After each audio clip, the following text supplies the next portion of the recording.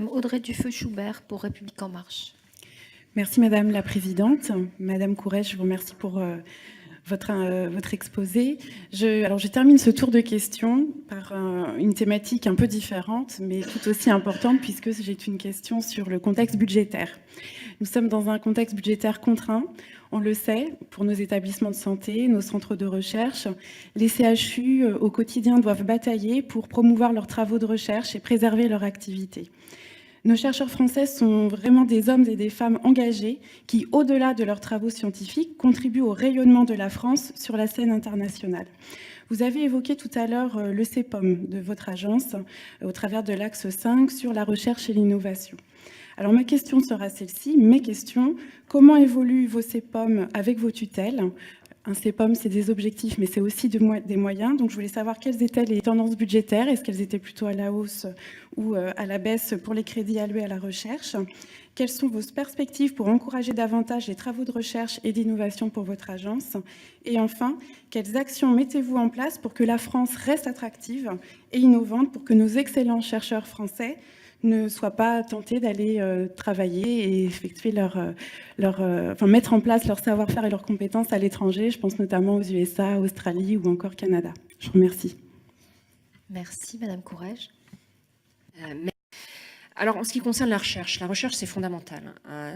D'ailleurs, les dernières journées de l'agence cette année, étaient en 2017, avec un événement qui est tous les 2 ans avec tous nos partenaires, a été consacré à l'innovation au service de tous les patients, parce que nos activités sont issues d'innovation et ne peuvent progresser que par l'innovation. Donc, nous sommes totalement convaincus de l'importance de la recherche.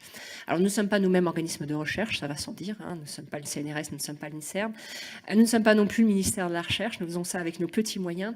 On a une mission de promotion de la recherche. Cette mission, elle s'organise de plusieurs façons. D'abord par des financements.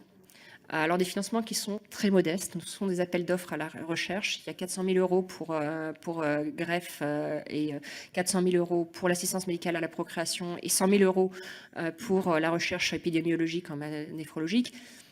C'est des sommes, je ne vous cache pas, qui sont d'une très grande modestie. Mais l'intérêt des financements par l'agence, c'est d'abord d'envoyer des signaux, de signaux positifs et de montrer que ces activités sont importantes.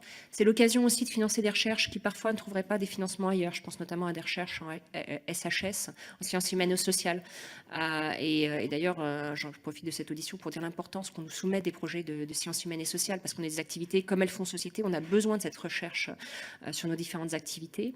Ça permet aussi simplement de donner en gros un label, ce qui permet ensuite de pouvoir éventuellement faciliter l'accès à d'autres types de financement plus importants.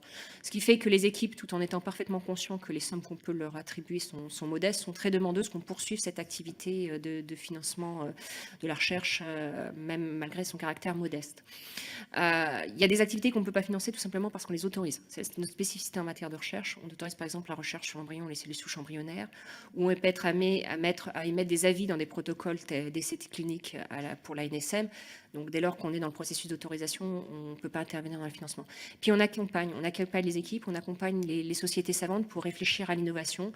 Je pense par exemple, actuellement, on travaille beaucoup avec l'équipe et avec le ministère sur les machines de perfusion pulmonaire, qui est un travail extrêmement important et qui nous mobilise beaucoup. Et on apporte de ce point de vue notre expertise, nos données, mais aussi notre connaissance de l'organisation du terrain pour essayer de trouver des solutions qui soient efficaces, qui puissent être mises en œuvre et qui puissent être mises en œuvre dans des délais qui soient compatibles avec les impératifs de progression de notre activité. Donc on est très en accompagnement, vigilant aussi pour éviter que les principes éthiques puissent être malmenés. Mais je crois qu'on a la chance en France d'avoir des équipes de recherche qui sont extrêmement mobilisées, extrêmement attentives à ces problématiques-là et qui sont conscientes des enjeux. Donc voilà un peu ce que je peux vous dire sur l'activité de recherche de l'agence. Eh bien,